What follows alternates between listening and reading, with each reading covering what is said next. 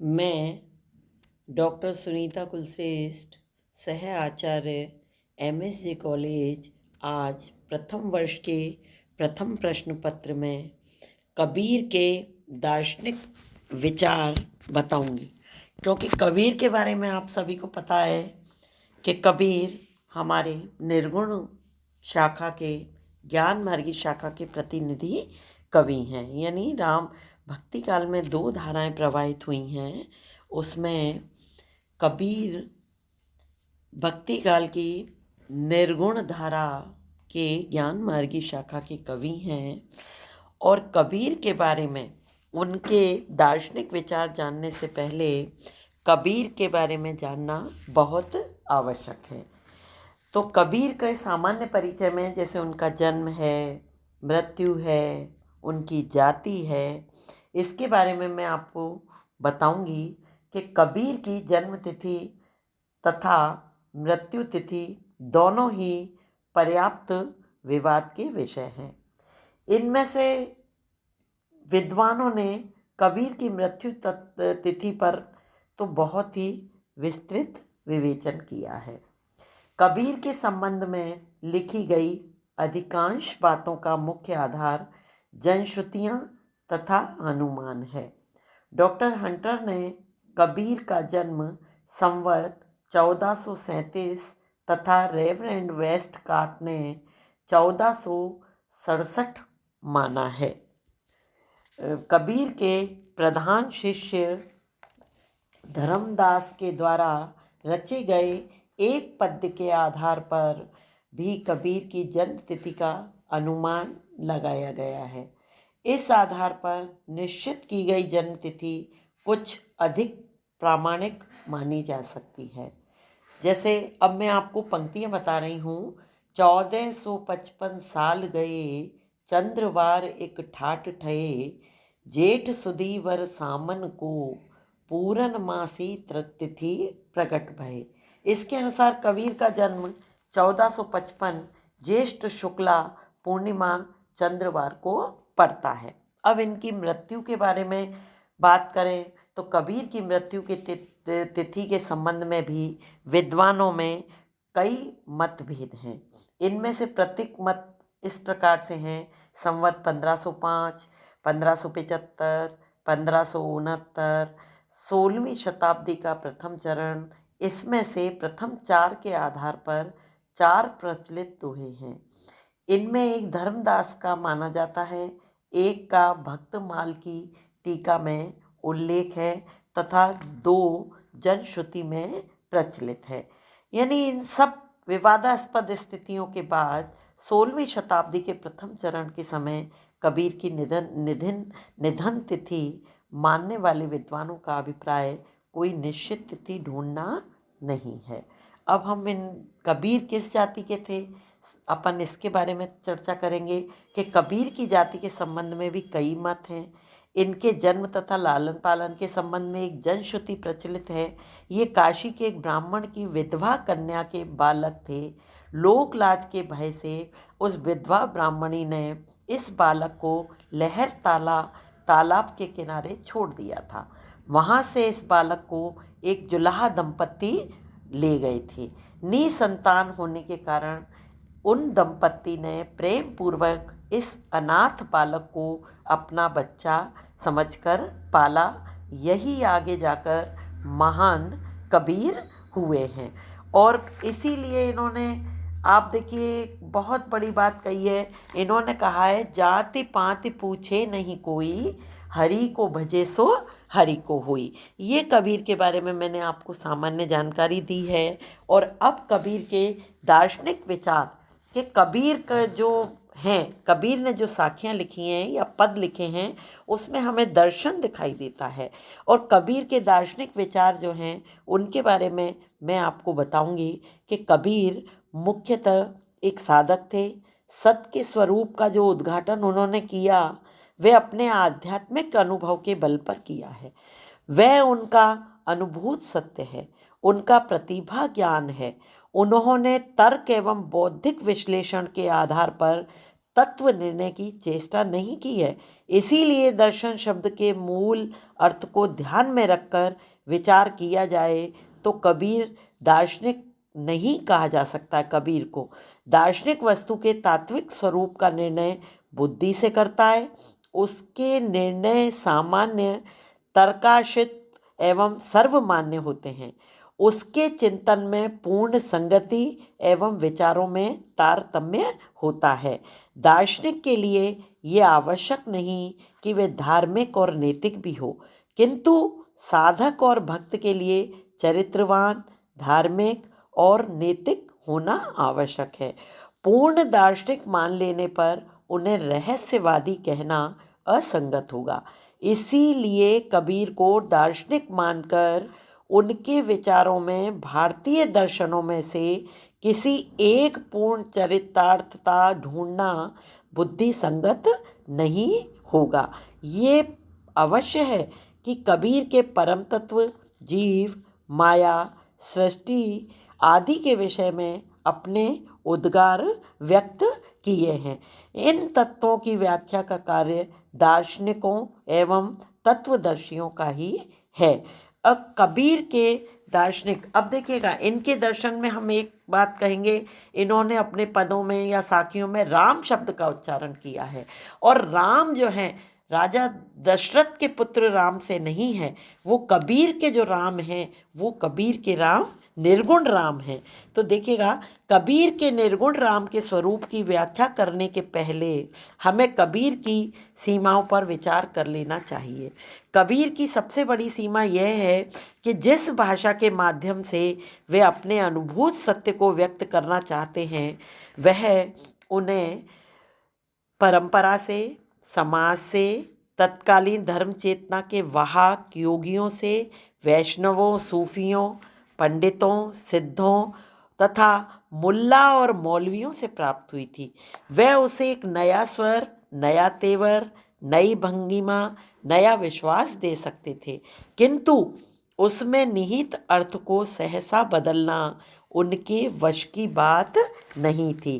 उन्होंने परम तत्व के लिए राम, हरि, गोविंद, निरंजन, केशव, जगजीवन, माधव, मुकुंद, गोपाल, शून्य, विठुला, मुरारी, रहीम, अल्लाह, सहज आदि जितने शब्दों का प्रयोग किया है उनके पीछे सैकड़ों वर्षों से चले आ रहे धार्मिक दार्शनिक चिंतन के संस्कार थे।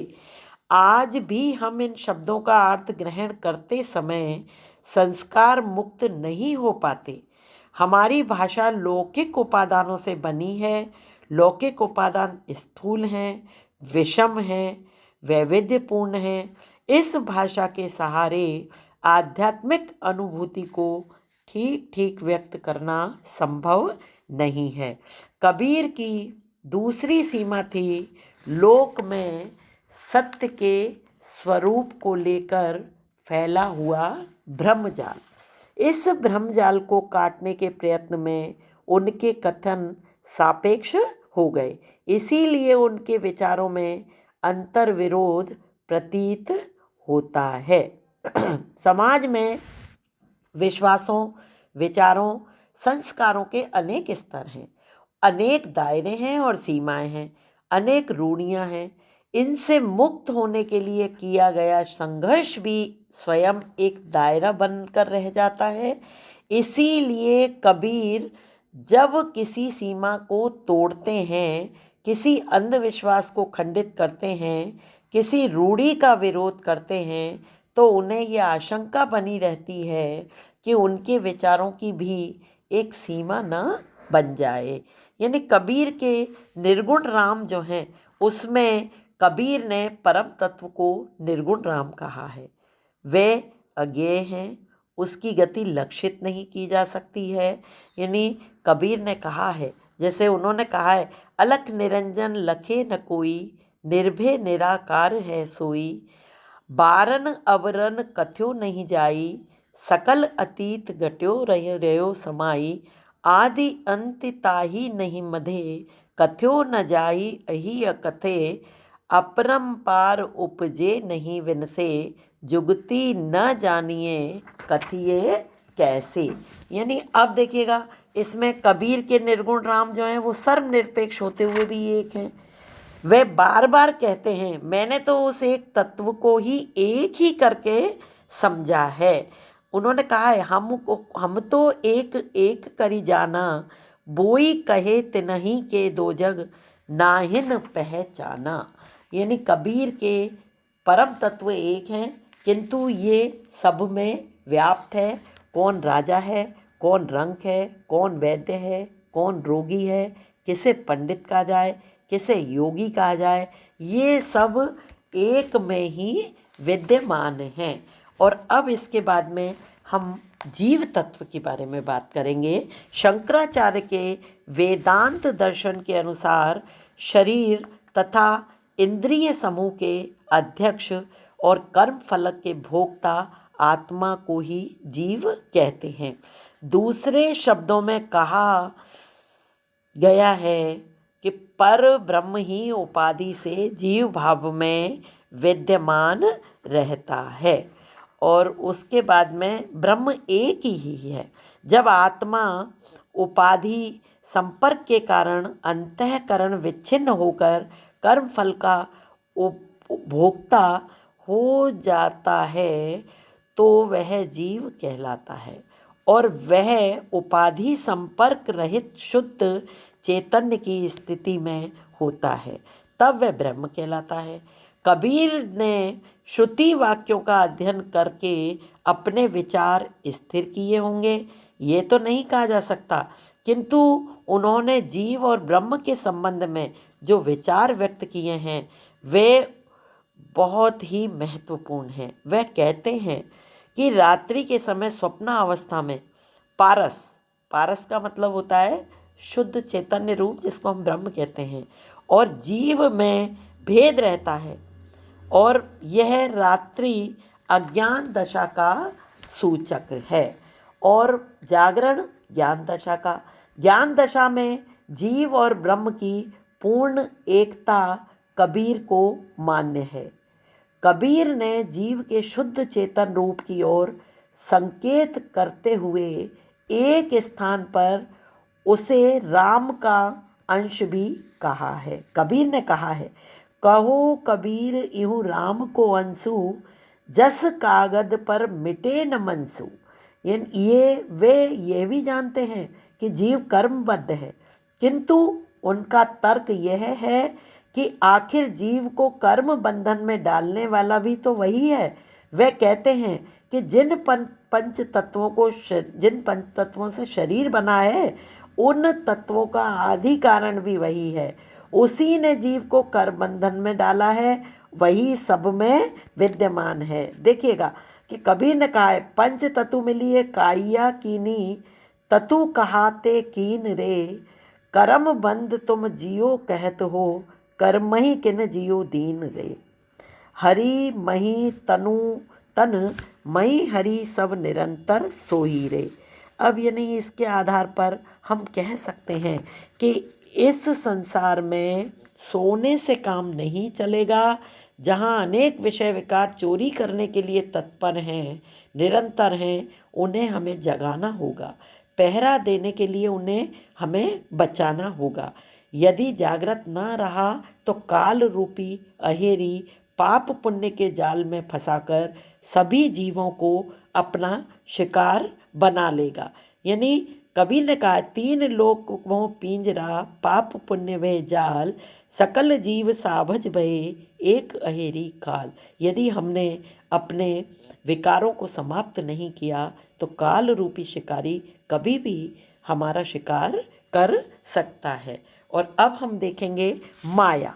माया अद्वैत वेदांत की एक अद्भुत कल्पना माया है। ये न सत है न असत है। सत्य इसलिए नहीं है कि ब्रह्म का ज्ञान होने पर उसका ज्ञान बाधित हो जाता है, किंतु यह असत भी नहीं है क्योंकि असत वस्तु की प्रतीति नहीं होती है, जबकि माया की प्रतीति हमें होती है। शंकराचार्य के अनुसार माया भगवान की ही अव्यक्त शक्ति है। जिसके आदि का पता नहीं चलता। ये गुण त्रय यानी 3 जो गुण होते हैं सत रज और तम, उससे युक्त अविद्या रूपिणी है और यह जगत को उत्पन्न करती है।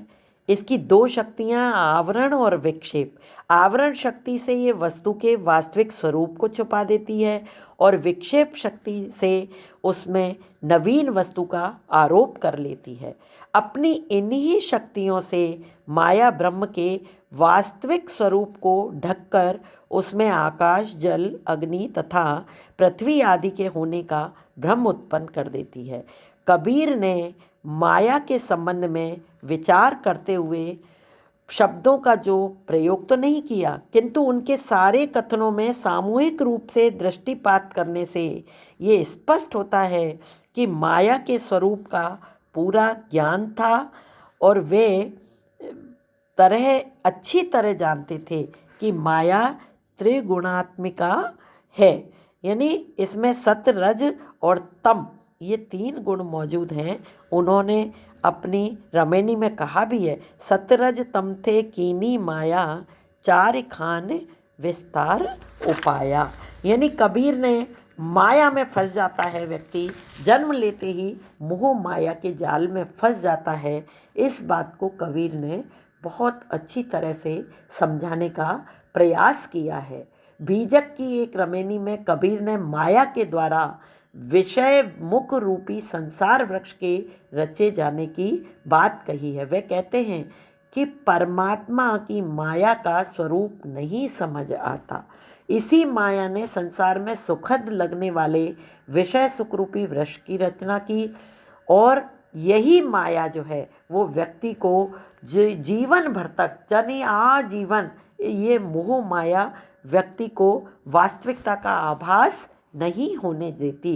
कबीर ने कहा है कि ब्रह्म सत्यम जगत मिथ्या, कि ईश्वर ही मात्र सत्य है, बाकी ये दुनियादारी सब मिथ्या है, यानी झूठा जंजाल है। और इसीलिए हम देखते हैं कि जब एक बच्चा जन्म लेता है तो देखिएगा आत्मा परमात्मा से जब अलग होती है तो एक बच्चा जब माँ की कोख से जन्म लेता है, कोख से बाहर आते ही जब वो रोता है, उआ उआ की जो आवाज़ आती है, उसमें कबीर ने यही बताया है कि आत्मा परमात्मा से अलग होकर के क्या कहती है, तू वहाँ मैं यहाँ। यानी मोह माया में फंस करके हम जीवन भर तक सत्य को नहीं पहचान पाते और ना स्वीकार कर पाते हैं। यानी हमें पता है कि मृत्यु ही सत्य है, किंतु कबीर ने कहा है ब्रह्म सत्यम, यानी हमें ईश्वर ही सत्य है, हमें सबको मृत्यु प्राप्त होगी, किंतु इस सत्य को स्वीकार हम न तो करते हैं और न उसके अनुसार हम अपना जीवन यापन करते हैं।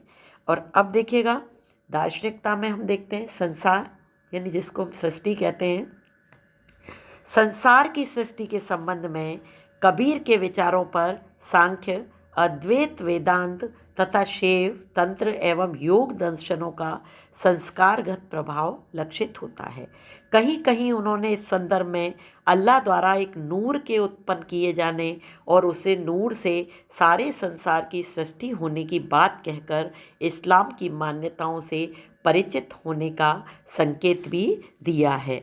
कबीर ने देखिए कबीर ग्रंथावली में हम देखते हैं कबीर ने कहा है, अल्लाह एक नूर न पाया, ताकि कैसी निंदा, वाह नूर थे सब जग किया, कौन भला कौन मंदा। यानी कबीर पर सांख्य के प्रभाव की चर्चा करते हुए डॉक्टर बड़त्तवाल ने कहा है कि अतएव शंकराचार्य के अनुयायियों की भांति कबीर आदि निर्गुणियों ने भी सांख्य सिद्धांत का उपयोग किया है, किंतु उस पर अद्वैत की छाप लगाकर प्रकृति और पुरुष को भी उन्होंने व्यवहारिक सत्य के रूप में ग्रहण किया है और संयुक्त रूप को ब्रह्म का व्यवहारिक व्यक्त स्वरूप माना है, जिसके परे अव्यक्त पूर्ण ब्रह्म का स्थान है। उन्होंने बार बार सत्य रज तम इन 3 गुणों और आकाश, वायु, अग्नि, जल एवं पृथ्वी इन 5 तत्वों से संसार के रचे जाने की बात कही है, किंतु इन तत्वों से संगठित ब्रह्मांड और पिंड को वे नश्वर मानते हैं, जबकि सांख्य इनका नाश नहीं मानता।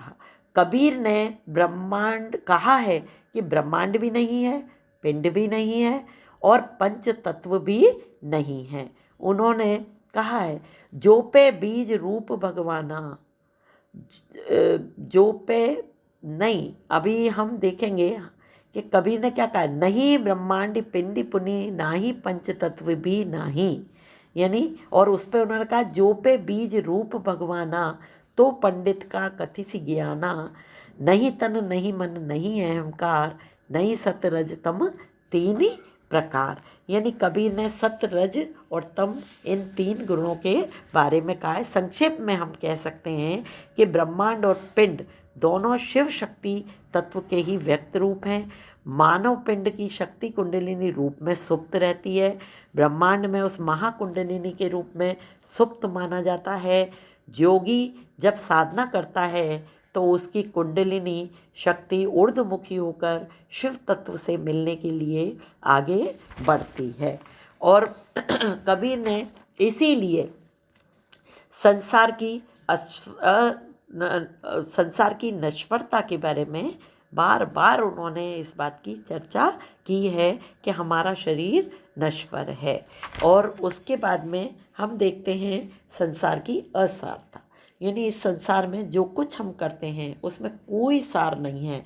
जगत के मिथ्यात्व पर कबीर ने बहुत बल दिया है। इसकी उपमा उन्होंने सेमर के फूल, धुआं की धोरहर से की है। कभी इसके कोहरे का धुंध, कभी कागज की पुड़िया कहा है, कभी वेदांत की शब्दावली में मैं स्वप्नवत भी कहते हैं।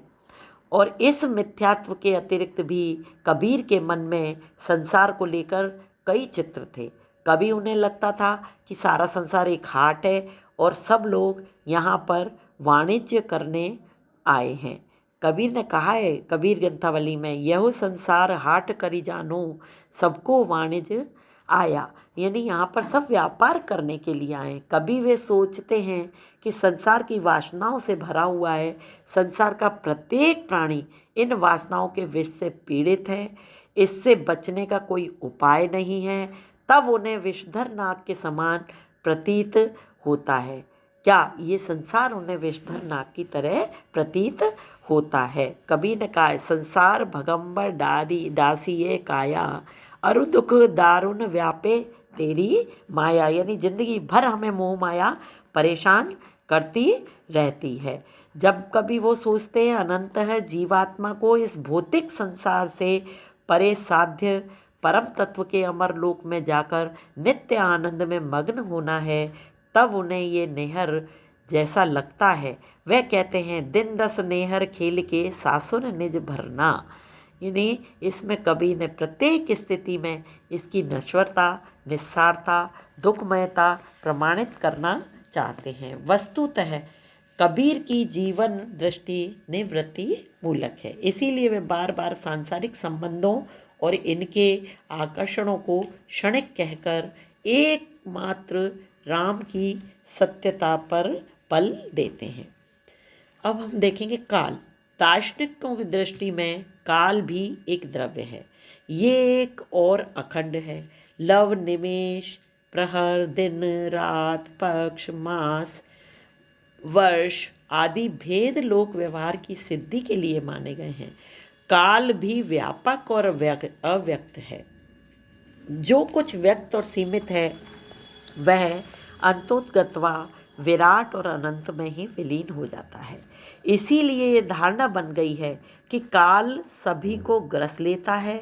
गीता में भगवान कृष्ण ने कहा है कि लोकक्षय के लिए मैं ही प्रज्वलित काल हूँ।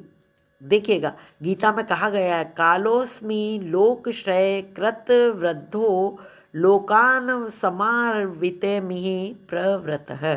कबीर को भगवान के सुमिरन के अतिरिक्त शेष सब कुछ काल ही प्रतीत होते हैं। कबीर ग्रंथावली में उन्होंने साखी में कहा है कबीर सुमिरन सार है और सकल जंजाल, आदि अंत सब सो दिया दूजा देखो काल। यानी वे अनुभव करते हैं कि सारा संसार काल का शिकार है और काल एक अहेरी है यानी शिकारी है। काल अहेरी सांझ सकारा, सावज ससा सकल संसारा। इसलिए वे संसार के लोगों को चेतावनी देते हुए कहते हैं कि काल ने सबका केश अपनी मुट्ठी में पकड़ रखा है, ये पता नहीं कब हमें मार डालेगा। इसलिए राम का सुमिरन कर लेना चाहिए। सुमिरन करहूँ राम का, काल गहे कर केस, न जानो कब मारिए के घर के परदेस। यानी काल कभी भी हमें अपने चंगुल में फंसा सकता है। कहना ना होगा कि कबीर ने काल के संबंध में भी एक भक्त की दृष्टि से ही विचार किया है।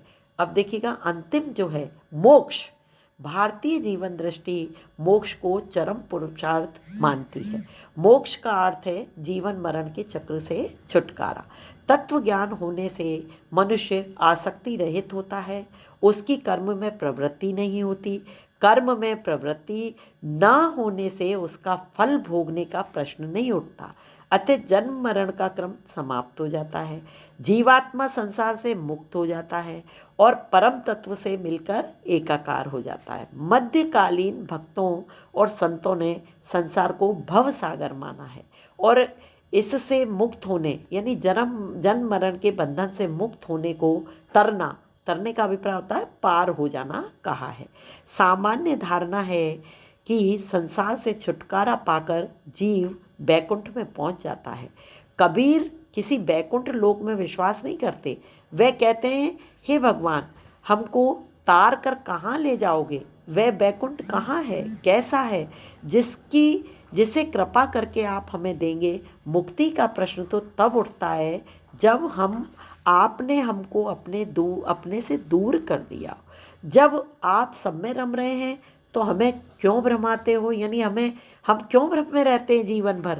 तारने और तरने का प्रश्न तभी तक है जब तक तत्व ज्ञान नहीं होता। कबीर ने सभी में एक राम की सत्ता लक्षित कर ली है।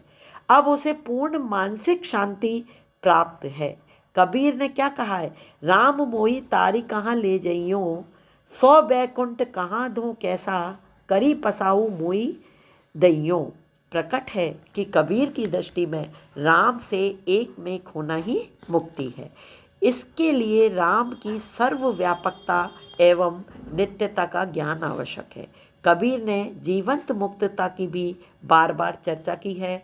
योग मत में भी योगियों के जीवन मुक्त होने की बात मान्य है। शरीर रहते हुए जो माया के सारे संसारों को काट लेता है, भेदभाव से ऊपर उठ जाता है, विषय आसक्ति में रक्त नहीं होता है, उसे जीवन मुक्त कहा जा सकता है। कबीर के अनुसार जगत की समस्त आशाओं को त्याग देना ही जीवन मृतक यानी जीवन मुक्त होना है। कबीर ने कहा है, जऊ तुम मोको दूर करत हूँ, तो मोई मुक्ति बतावहूँ, एक मेक रमी रयो समिनी, मैं तो काहे भरमाया। तारन तरनु तबे लगी, कहिए जब तत् कहा न जाना, एक राम देखा सभिन में, कहे कबीर का माना। इस प्रकार से हमने आज कबीर के दर्शन को देखा और अब हम अगली वीडियो में कबीर के बारे में ही चर्चा करेंगे।